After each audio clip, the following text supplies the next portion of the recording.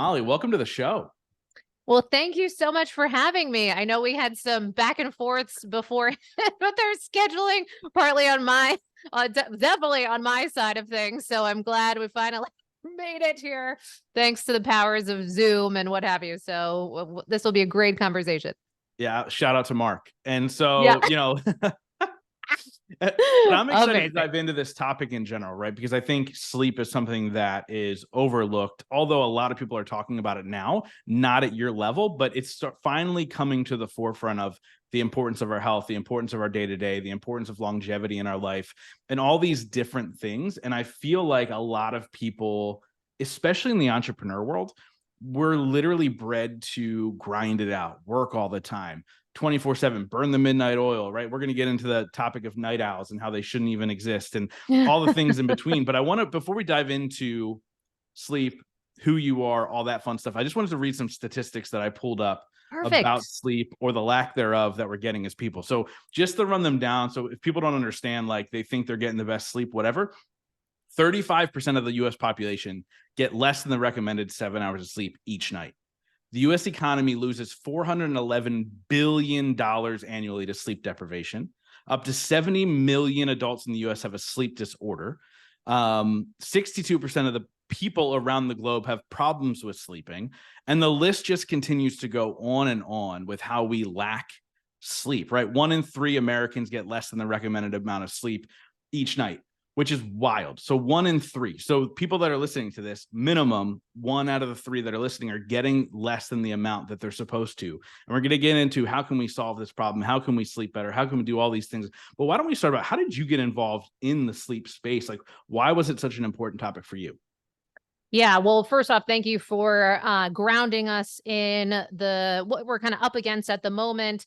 So for anyone listening, no matter where you're at with your sleep, you are likely not alone, and yet part of the the takeaway I hope out of today's conversation is to ensure that no matter where you're at with your sleep, that there's absolutely things that we can do to make a difference, to help support up leveling that problem. And so for me, it came from really solving my own problem with my sleep. So I really think about my life in a 3-part series at this point, and it all has to do with my sleep. And what that looked like was really before. So I think of it like before I had this breakdown with my sleep, during that, and then after. So the before, what that really looked like was a lot of labels and narratives with my sleep. So I would say things like, I'm a night owl, I'm a short sleeper, it's in my genes, I'll sleep when I'm dead, all of those ways of relating to this topic as if it was fixed and that's just something I had to survive. And so that was like that from a kid, the last person to fall asleep at the sleepovers, went through, high school and into college, and my behaviors with that identity became more and more pronounced. And I began to actually go to bed much later and later, being justified and righteous the whole time and saying, well, I'll just sleep in later. What's the problem? And as a serial entrepreneur in Manhattan, burning the candle at both ends, what I started to experience in my life, I was not correlating with my relationship to my sleep. And so some of those experiences were, I'm getting sick more and more often. I had the beginnings of an ulcer. I had shingles in my 20s. I had, just a lot of these signs that the way I was managing my health and well-being was not working. And yet nowhere in that conversation did I think of my sleep as being a part of that element or that puzzle. So from that place, what ended up happening was then I went through this period of insomnia that was really the rock bottom in my life. And of course, traditionally, most often our insomnia or periods of lack of workability with our sleep do come from something. It's not out of a vacuum most often. And so for me, it was that level of stress in the way I was managing myself and my life and that identity I spoke to. And so when I had that kind of rock bottom experience of I cannot sleep, this is how I was thinking of it, and this fear that it's always going to be like this. And we do see that this is a really common narrative where, oh, something happened and now I'm broken. Now I'm stuck like this. And it's just, this is now my future. And when I went to the doctors, I left with sleeping pills. And that was a really kind of scary moment for me because my family, I had a history of family that had gone down the path of pharmaceutical use. I'd seen what that looked like, particularly around the sleep topic. So it really lit a fire under me that I got to get this figured out. So that kind of began this quest to understand, how do I restore this problem? But then through that, with trial and error and lots of things that worked, lots of things that didn't work, once I started actually sleeping again, and I shared that my sleep wasn't that great anyway, now not only restoring it to homeostasis, but now actually getting to quantifiably great sleep, measurable, yielding this type of sleep that I didn't think was possible for myself. Everything changed. I could not stop talking about this topic. And then kind of organically, these small groups emerged. And what ended up coming out of all this was what is now Sleep is a Skill. And so today, what we have established is online courses. We have different protocols that people go through to optimize their sleep. We have the #2 Sleep podcast. We've got a weekly Sleep Obsessions newsletter that's been going out every Monday for 5 years. Kind of just built this whole world of people that are looking to improve their sleep, and maybe outside of some of the kind of generalized conversations of, take some lavender or whatever. So nothing against lavender, poor lavender. I always say that about lavender. But the other niches that we've gotten into is particularly in the world of high stakes poker players. So we work with a lot of high stakes poker players on optimizing their sleep. And I think they're a good example because they are in environments like casinos designed on purpose to confuse our circadian rhythm. And so a lot of people, when I mention that, they're like, oh yeah, that they're really in trouble. That's a big mess. But it turns out that many of us are actually in environments that aren't too far off from those casinos that those poker players are experiencing themselves as being kind of up against. And so that's a big part of what I get into, is this topic of circadian rhythm entrainment, and how through our environment and our behaviors, we can begin to restore that workability with our sleep and know ourselves as being able to get great sleep really reliably. No, I love that. And it's so true. I think about, these casinos and poker players who will stay up all night. Like, Yeah. but so I guess my question from that standpoint is like, does sleep need to be between 9 p.m. and 6 a.m. or whatever that time frame is like, is that an ideal time to sleep, or can you get quality sleep no matter the time of day if you're working on a different schedule or doing things like playing poker into the, wee hours of the morning, et cetera? Yeah, great question. Now, this is kind of a two-part answer. So what I'll say is that we do know that it's been confirmed that as acting as a shift worker, for example, so being active in the evening hours, whereas diurnal creatures were meant to be active by day and at rest at night. And so when people are kind of turning that upside down, we do see that there are deleterious effects for their health that are quantifiable. So cancer rates go up. We see higher rates of diabetes, all-cause mortality rates go up, mental health concerns. So there are a number of things that do come up when we are kind of flipping that paradigm. Now, I do want to put in, of course, shift workers are crucial to our, global society. And we're always grateful for those people that are making that kind of sacrifice, unfortunately. So I will put in that there are ways to support when we are kind of working outside of those normal parameters. And a big piece of that is always consistency. So we want to try to create as much consistency. So if you are a shift worker or, even an entrepreneur that has to work on, I don't know, a different time zone or what have you, that as much consistency that we can create so that becomes your new lifestyle really 7 days a week without a lot of variance, that can really make a difference. But I will say say that from an optimization perspective, which is a lot of what I do with people, is how to optimize our sleep as much as we can align with those rhythms of nature, not from a woo perspective, but from a biological hardwired perspective. We find that that helps create that optimal health results the closer we can get to that. Now, of course, there's what is kind of being deemed as genetic drift. So there might be a drift towards some people drifting a little bit later, some people drifting a little bit earlier,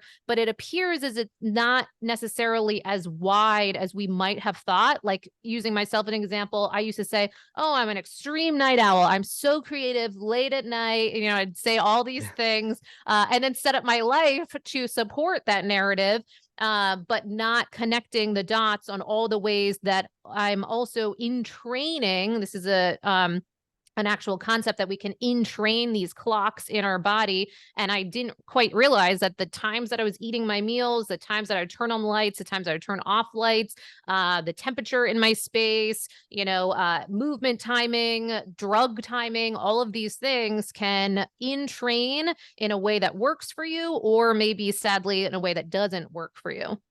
Yeah, that's fascinating. And there's so many things I want to dive into that you just spoke about, right? Obviously, you're talking about the natural rhythm in which we're supposed to be sleeping and all those things, right? But a statistic that also popped up that I didn't read before we started that I want to get into is, since 1985, the number of adults getting less than 6 hours of sleep has increased by 31%.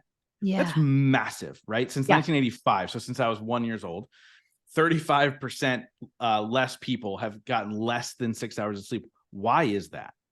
Yeah, great question. And first, for anyone that's saying, well, what's the big deal? Maybe just less than 6 hours isn't that big of a problem. Well, in 2010, there was a big review that came out in meta-analysis that basically clumped together some of our concerns when we get less than 6 hours of sleep consistently. Diabetes, heart disease, stroke, cognitive decline, and all-cause mortality rates really went up when we were consistently getting less than 6 hours of sleep. So just to get us grounded in why that matters, that's just one piece of evidence as to why that's a concern. And not to mention many other areas of life impacted. But so why is that? Now, there's a lot of theories on the why, but what I will point to, and a lot of what we ground our kind of protocols and approaches and methodology around that sleep as a skill, is something that I reference a lot, which is a study out of the EPA, the Environmental Protection Agency, in 2001, found that the average person was spending around 93% of their time indoors. This is in America, and we can make the assumption that it probably extends globally, but certainly in America. And it broke down to around 87% of their time physically inside, and the remaining part of that 93 in automobiles, which interestingly still extends and can confuse our circadian rhythm because it's still altering your environment of light dark cycles.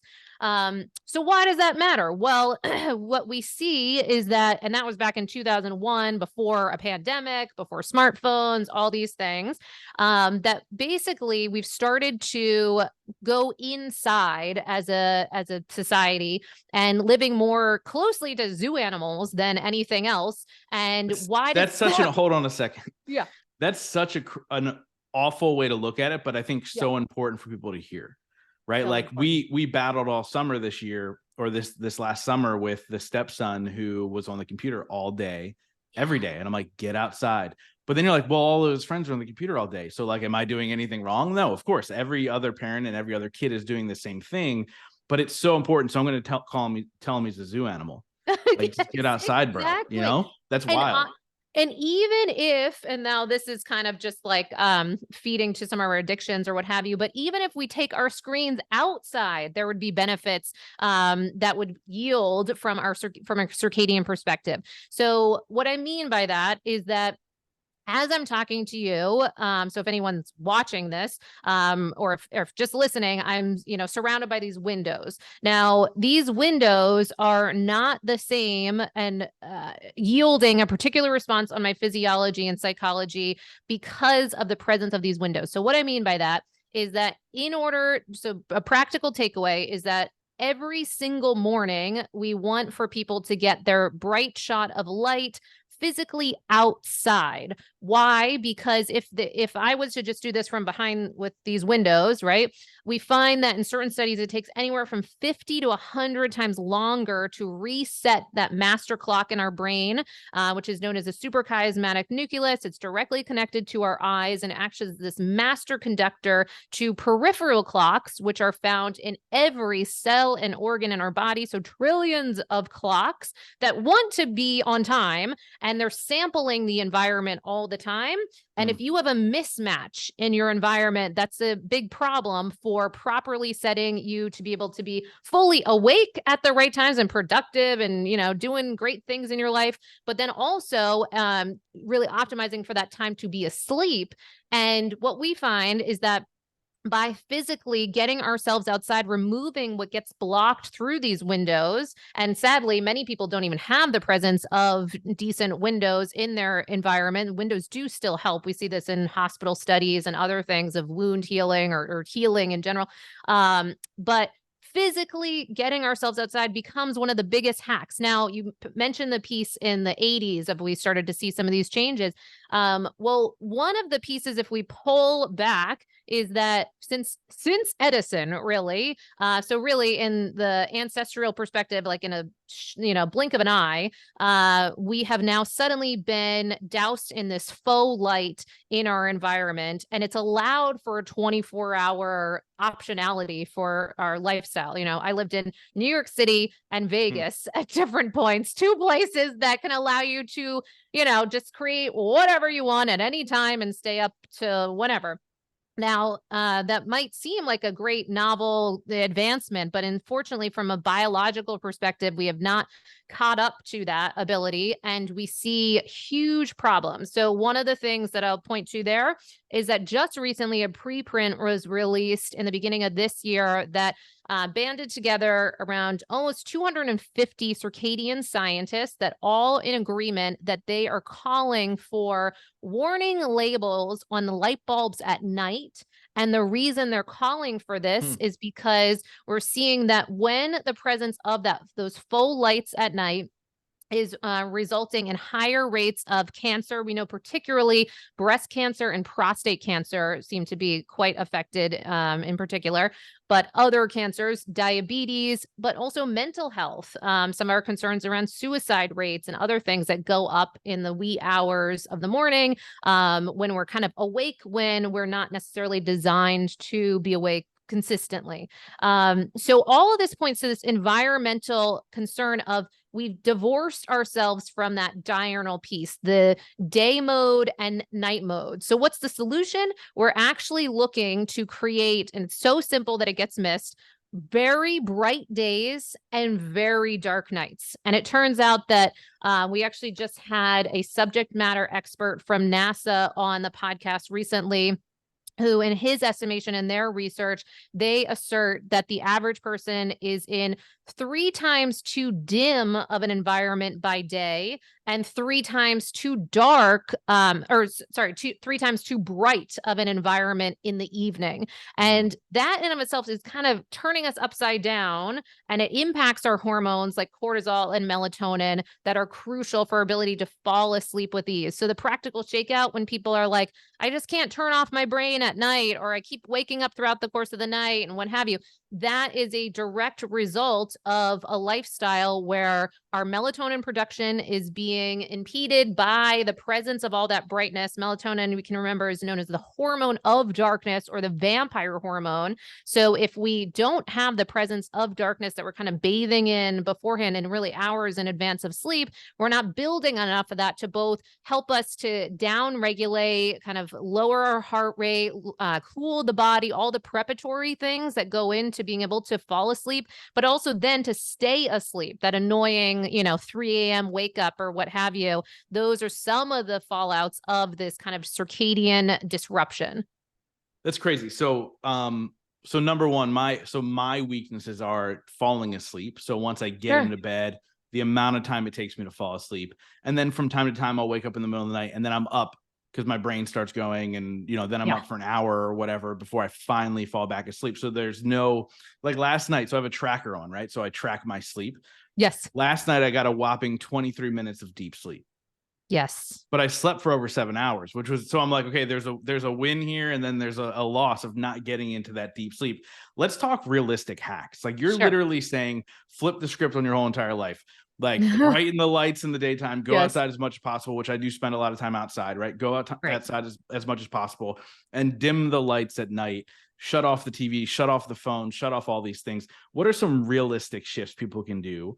Because we all have to work, we all have to sit at the computer from time to time, we all have to do these things. What are some things we can do to really begin to shift that for ourselves? Because we can't flip the script overnight. I'm sure we can over Sure. time, like you have, but Yeah. overnight it's almost impossible.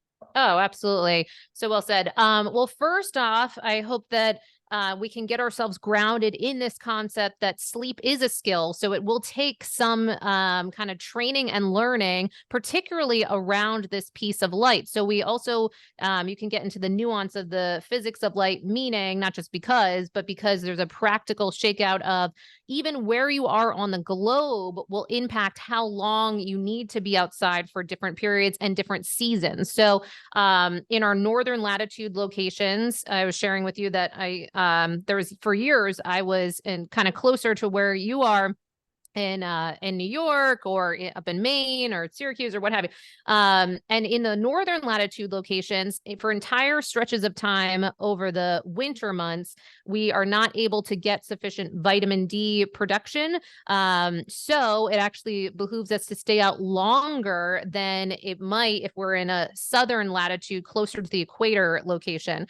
So just kind of getting curious on the piece of where you are, what your lighting environment is going to look like, and starting to align with that, and then planning accordingly. A practical takeaway is something called D-Minder. It's an app where you can log where you are on the globe, and geographically it will tell you where there's opportunities for you to get vitamin D. And this is crucial for sleep because vitamin D is part of the process to creating serotonin, which is a precursor to melatonin. So then in order to even make sufficient melatonin at night, if you don't have that vitamin D, which sadly a huge swath of the population is deficient, we're already dealing with a problem right there. So we got to address that.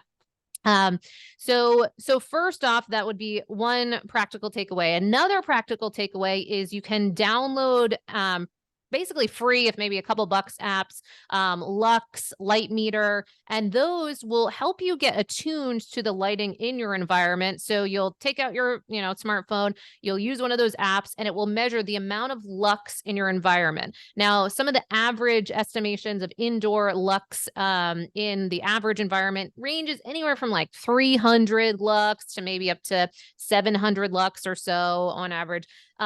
So with that, if we think of what we're actually looking to optimize for, if you're outside on a summer day, it can get up to 100,000 lux. Wow. And certainly at, you see those SAD lamps, so seasonal affective disorder lamps, those are around 10,000 lux. And those are the amount of lux that you're likely to be present to at different points throughout the course of the day outside. So if you see those difference in numbers, you start to really know your environment, and you know that indoor light is insufficient. So even if you can physically bring your screens outside at all, any way that, so some of the things that I'll do is I'll have some of my calls while outside and walking if I can, or, so a lot of people can almost expect for me to do those things as much as I can get away from, the Zoom, or even taking Zoom on the, on the walk or what have you. So getting creative with how can we kind of have this indoor outdoor lifestyle. If we have to have an environment where we are inside,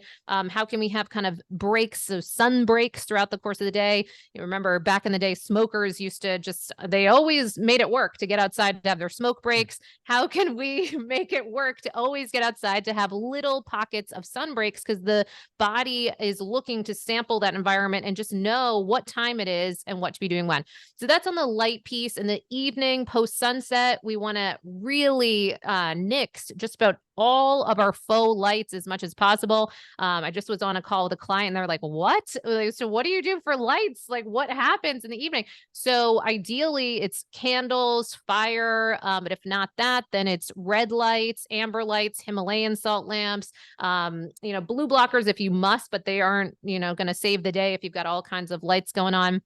And also knowing that kind of proximity is the poison with the intensity of the light in your space and how much it hits at your melatonin production, because it's the blue light and a little bit of the green light, but largely the blue light that can impact your melatonin in the evening. So that's the light dark piece. But then we can get into other things like temperature is kind of second on the rung of really impactful in those sleep results. And again, we're looking to mimic what would happen naturally if we were outside, but most of us aren't going to move out into, the woods or whatever.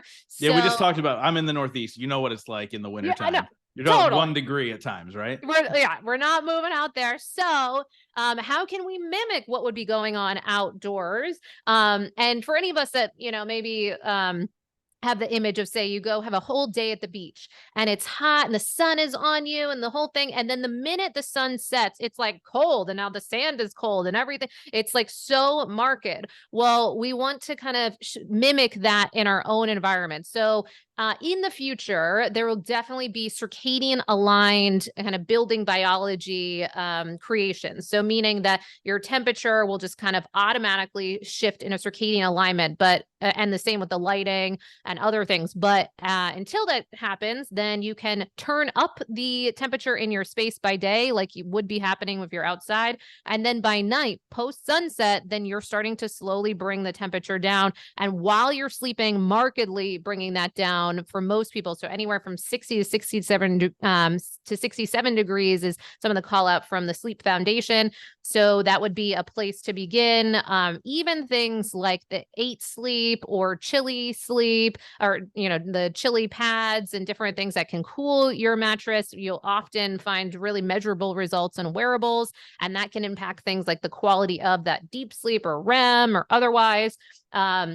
So that temperature is a big component. But what are the other things that impact temperature? I will say one of the biggest things that I see for people that can be challenging for them to bring in, because it's so out of the social norms, but makes such a big difference for their sleep results, is meal timing. So meal timing, so at the bare minimum, having our last bite of food around 3 hours before bed. One of the foremost researchers on this is Dr. Sachin Panda. We got to have him on the podcast, which was amazing. He was just on Huberman. He's making the rounds, got some great books, Circadian Code and otherwise.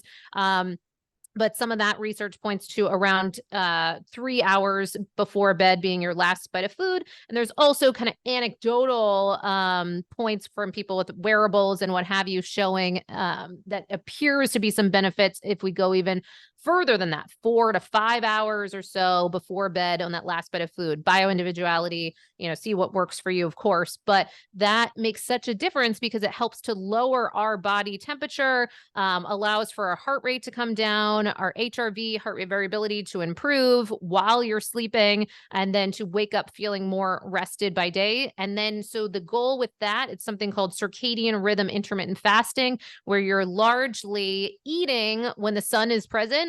And then when the sun is not present, then you're largely not eating during that time. And that would be mimicking of how we likely lived in kind of hunter-gatherer days or years, prior.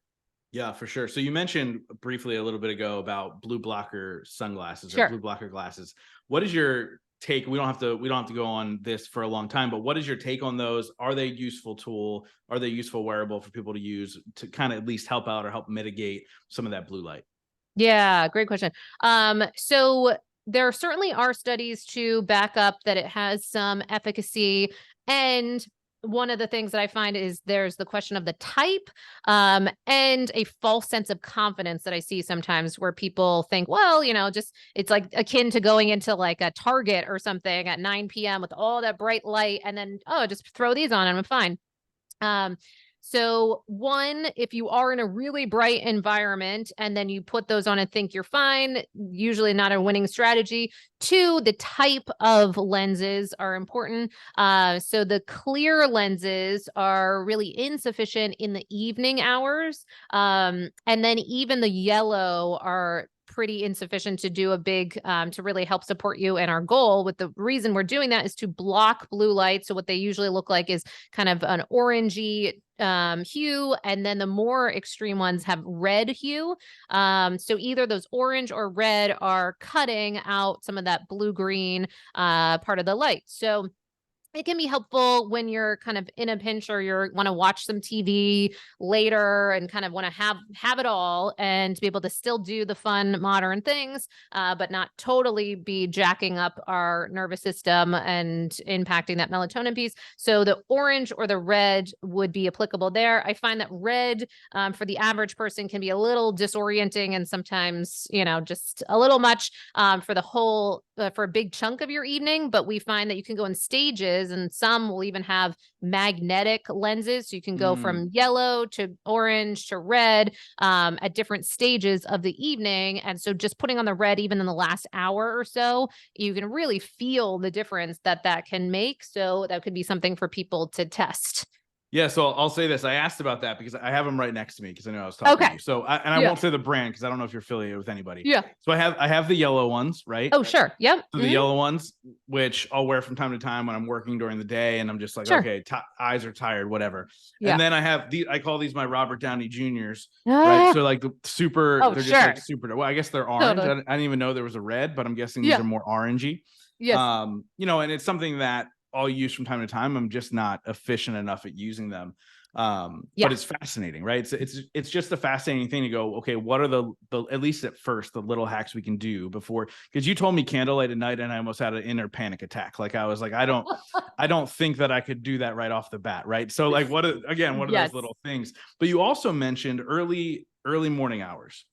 Yeah. I always have this argument with entrepreneurs, right? Like it's like a contest of who's cooler, who wakes up earlier, I'm up at 3, I'm up at 4. Like I've got a dear friend, he was a guest on the show, I won't call him out, but he wakes up before 3 a.m. I'm like, oh my gosh, like that's a little insane. Right? No, he's not. And so when I look at that, I was like, okay, like, is that just as bad for you waking up in the complete dark as it is, not spending enough time out in the light, staying up too late, doing all those things? Is it actually worse for your health if you're making sure you wake up super early? Yeah, great question. Okay, so what I usually see when we onboard people and we start looking at their stats, so we require that every person we work with has to be wearing an Oura ring, so that we can actually see more of like what is actually going on with their sleep results. When we onboard those people, now, of course, there are some people that just naturally 7 days a week are waking up fairly early. That is one thing. But unfortunately, one of the things we often find is the striving for that I should be waking up early piece. And they're doing that some of the week. And then the rest of the week, it's like compensating. So now they're sleep deprived and now they're sleeping in, or there's just that roller coaster. And that's one of the biggest problems that we see for sleep quality. So those people, so if you're listening and you're like, well, I just want to improve my deep sleep, my REM, I know I feel tired all the time, yada, yada. One of the most important places to begin is to select your wake up time, devoid of this should or shouldn't, or like a good entrepreneur does X, kind of washing all of that away. And instead really mindfully looking at our calendar, our commitments, things that are important to us, and then by our own design, creating a wake up time that would fit 7 days a week. And I find that it's very rare that I'll see people that are truly doing that consistently. There's almost always some room for improvement because we're looking for it to be around 7 days a week, plus or minus 30 minutes. And so that is kind of this anchoring place to begin, because you can't always control the time you fall asleep. Like you were sharing, sometimes it's like, oh, my mind is going and it's hard to fall asleep. And if you try to force sleep, it's like, good luck. But instead, you can have a say of the time that you wake up. And over time, we find that that alone begins to entrain our results, because you're entraining that cortisol pulse by morning and then the subsequent melatonin pulse in the evening. So they're kind of tethered to each other like a little seesaw. And if you're moving that wake up time all around, then you're having an inconsistent pulse of that cortisol at different times. And it's just becomes really confusing to those clocks. It's known as social jet lag. And it's just a, term to denote that we're creating jet lag for ourselves and we didn't get on a plane. So the difference would be, thinking of what are the values and what are things that are important to you. Like, so for instance, Blake and I moved to Austin here just a year ago. And one of the most important things for us moving here was we wanted to really create strong community. And so one of the things, we moved our bedtime, wake time out a little bit than what we had been having beforehand when we were kind of just like heads down working, so that could allow for the evenings, hanging out with people, connecting with people, and then still waking up at the same time across the board, including Friday, Saturday, Sunday, etc. So point being, you want to create that because that is the most important thing. Now, having it aligned as close to the rhythms of nature, as close to kind of not necessarily sunrise. I don't want to put that in people's heads at all, but ensuring that we're largely being able to take advantage of the light of day when it is present. We would like to support that. Yeah, and if you're hanging out with Warren in Austin, you're not going to bed early. It's totally. I've been there. I've been in Austin with Warren and Roberto, and I can't tell you what time I went to sleep. Oh my God. It's a crazy, I love Austin, by the way. So it's a beautiful place to be. But with that being said, I found you were talking about like not forcing yourself to get up if you go to bed later. I think about before I was married and there were kids involved, you had to get them out to school and all those things. Some of the best sleep I got was I was waking up when the sunlight woke me up. And it was just one of those things where I was like, okay, now I'm up, right? And I was just able to kind of move. Now I find where the nights that I feel at least that I got the best sleep, meaning I slept well, I slept through the night, there was no getting up, there was no peeing, there was none of that stuff. Yes. Right. When the alarm goes off, I'm even more tired. Like it's harder for me to get out of bed. So is it a false sense of good sleep? Is it the sleep cycle? Am I waking in the wrong part of my sleep cycle? What's your take on that? And I know it's all individualistic asking these types of questions, but like, what could that be? Yeah, great question. So we'd want to definitely peel back some of the layers on seeing what else is at play, including, so we'd want to look at what are the bedtimes, what are the wake up times, the temperature piece. We'd want to look at the meal timing piece. Movement timing is an interesting one of where that's going and how often, drug timing as well. So that goes into like coffee, alcohol, THC, but also supplements, for some people, prescriptions, etc.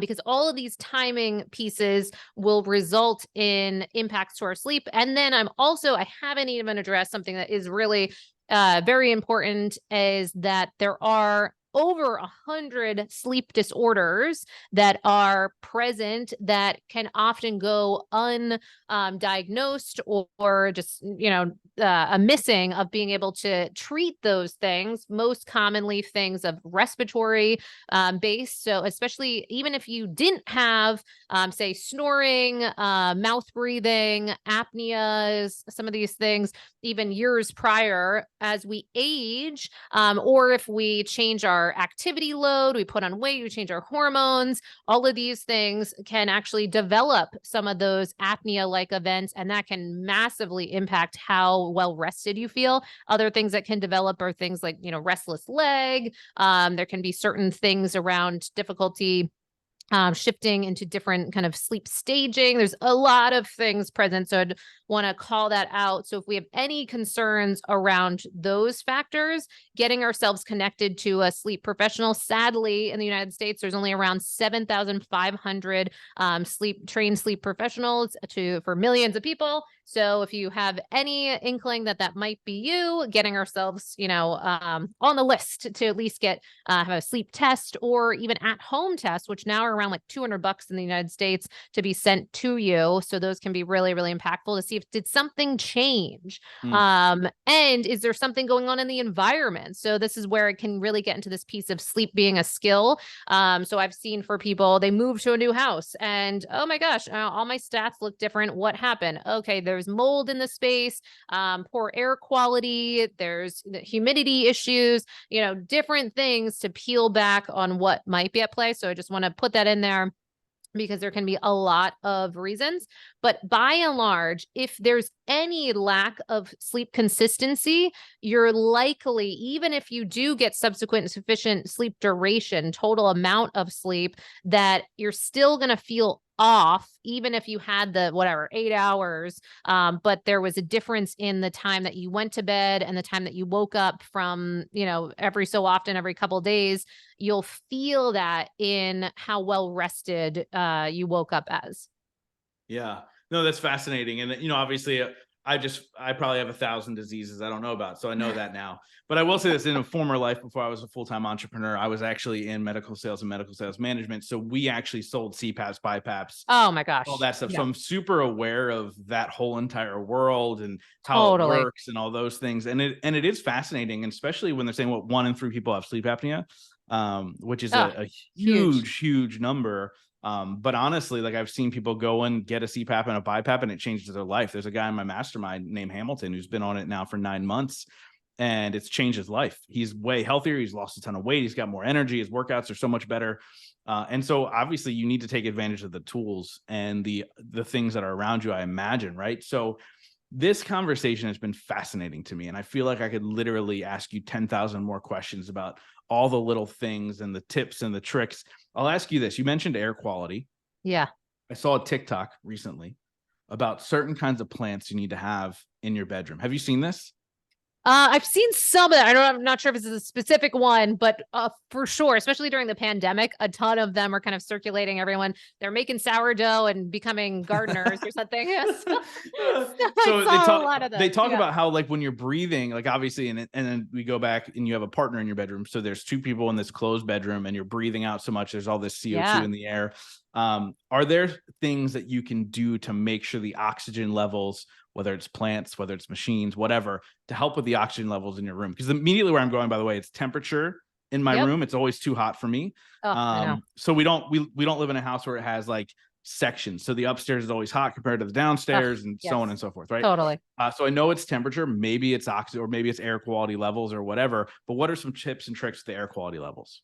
Yeah. Well, another emerging industry is known as building biology. So you can have people that are trained and certified. And so there's a whole board that can help certify people as trained building biologists. And those people can come to your space. They can test with a million, expensive tools and all the things.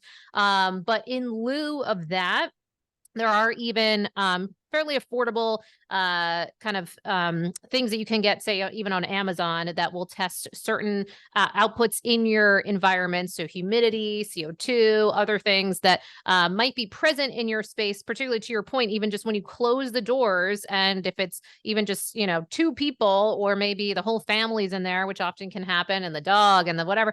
Not in this Then, house. yes, good. Okay, great. And so no matter what's going on, then we can get readouts also throughout the entire course of the night. And some of those are around, like $20 or so. And you can get just some kind of information for ourselves of what might be going on in that space. So what would you do if it looks like the air quality is not the best? Definitely, I would say investing in a decent air purifier can make a big difference. And just because we are such indoor creatures, it behooves us to take a look at this environment that on average we're spending at least 93% of our time in, if not probably more, sadly. So at least helping us to make sure that the air that we are breathing in, because the other piece is like a long story, but in modern architecture, you can think of our environment as kind of like Tupperware almost, because now it's sealed and it's very energy efficient. So we're not losing, some of that air AC or heat, which is great, but then also problematic if the air quality in our space is not awesome. You're just breathing that in over and over. So getting quality air purifiers, particularly for the bedroom, because that's the area that you're going to be in for that, stretch of time, 7 to 9 hours or so. So that would be something. Humidity levels, we're looking to have those be somewhere in the range around 45% of your humidity. Now there's definitely a range. I don't want people to stress if it's not exactly that. But if you find that it's egregiously humid or very, very dry, then you could adjust those, whether with a dehumidifier or a humidifier.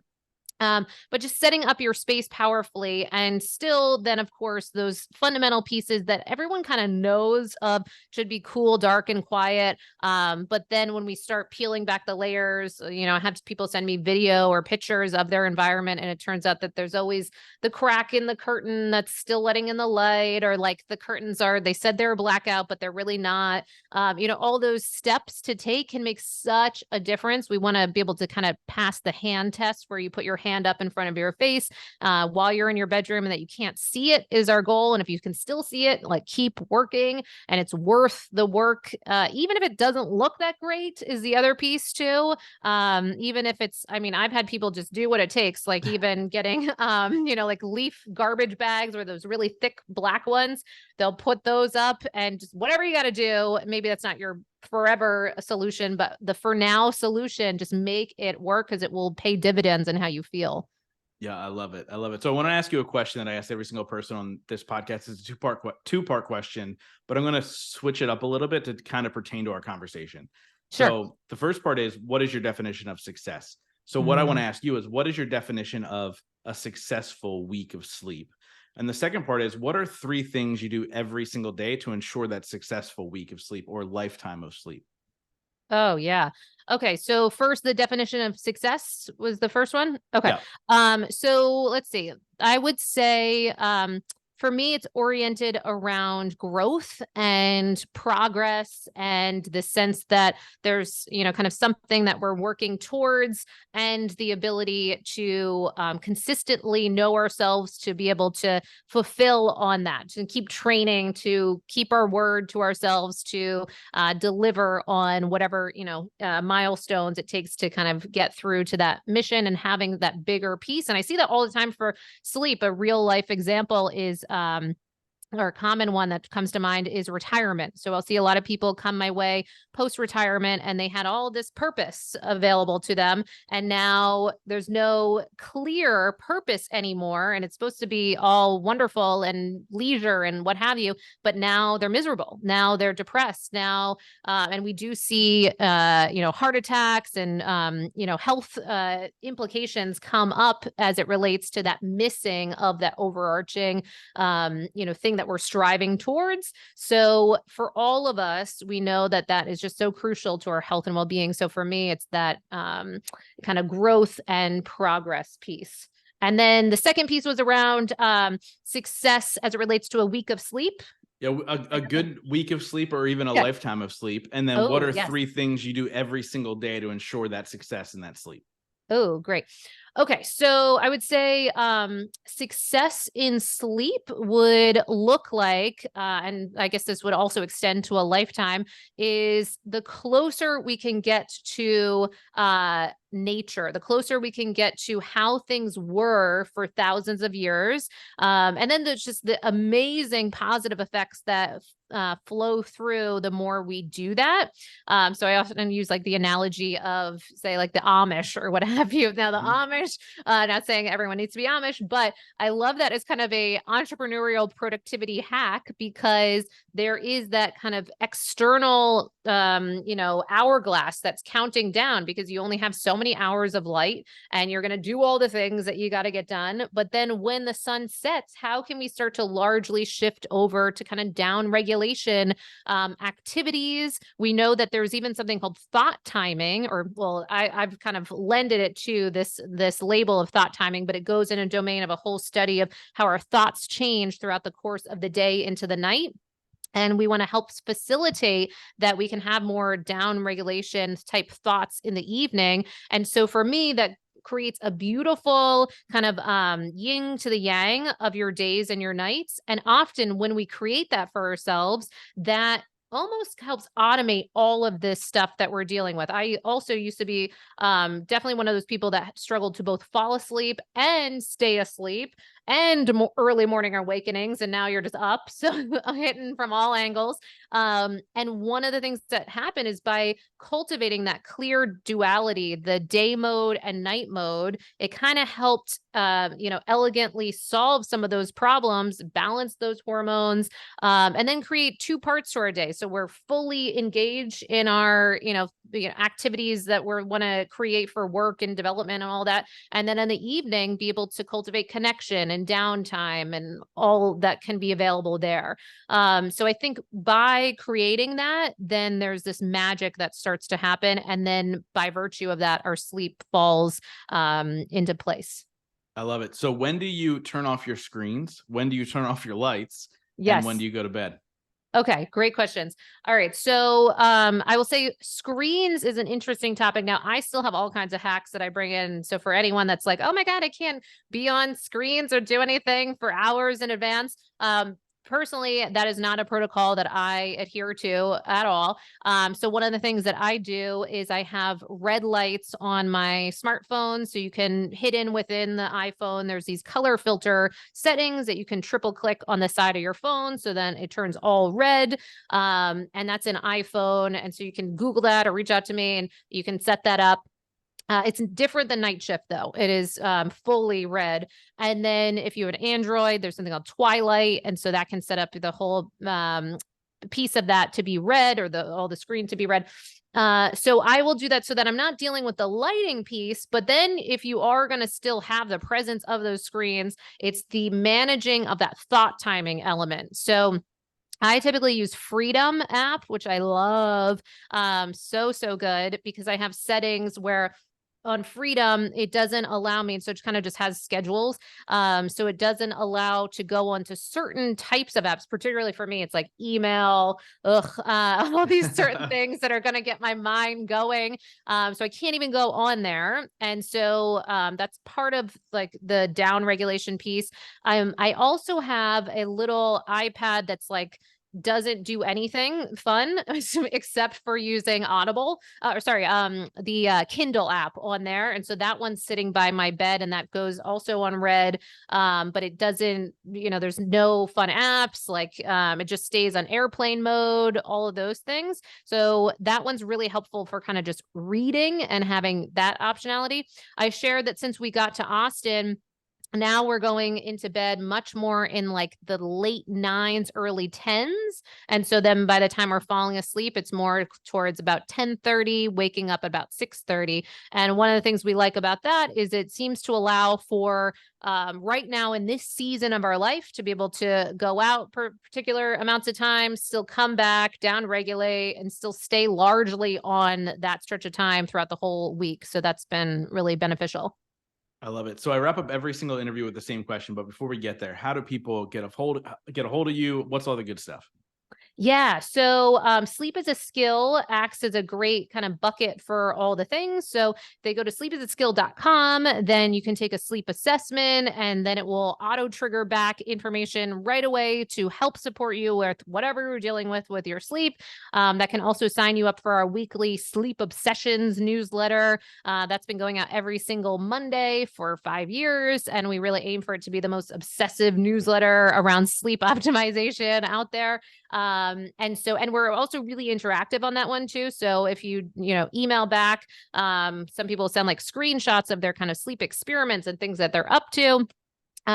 Then we can interact with you and sometimes often share those in subsequent newsletters. And then if you're really struggling or just want to further be in this conversation of sleep optimization, we have cohorts, we have one-on-ones, different programs all require an Oura ring that it's a really cool effect, kind of pulling from psychology, something known as the Hawthorne effect, where there's this like observer impact when you know that you're being observed, you tend to act differently. And that's one of the things we see. So if, oh shoot, okay, the whole group's going to see my sleep results and how much I was moving and activity and what have you, people tend to act a little bit differently. And then we get new results as a, byproduct. I love it. I love it. So guys, make sure you go check all that stuff out. I'm definitely going to, because the older I get, the more important I see that this is, right? When you're younger, you can do a little bit of bouncing back. But as we get older, we Totally. need this in our long-term health. So I absolutely love what you're doing in the world. And like I said, I wrap up every single interview with the same question, and that is, in your life, what has been your biggest moment of growth? Mm. Me was absolutely around the sleep breakdown. It was the biggest rock bottom in my life. And it was during a time where there was moments where, and I'm not thinking clearly, haven't slept in days. And I start saying, I don't know if I can go on like this. Like it was scary, dark thoughts were coming up. And I'm so grateful that now on the other side of this, through lots of growth and development and coaches and the whole thing, to be able to now be so grateful for that rock bottom period of life, because it gave me this entire company. It gave me this mission and purpose on the planet, and also shook me into action because I was so uncomfortable, that it actually forced me, or that was the next step, was to make some real changes. I love it. Mollie, thank you so much for coming on and sharing your wisdom with my audience. Thank you to Coach Cav for Yes. helping put on the Super Amazing. Coach Summit and us meeting there. This has been amazing. Thank you so much. Oh, well, thank you. Thank you for all the work you're doing. And I'm so excited to be connected more to you and our mutual friend Warren, and and Cav, and there's lots All of the people. all the people, lots of goodness to come. I love it. Thanks. Thank you.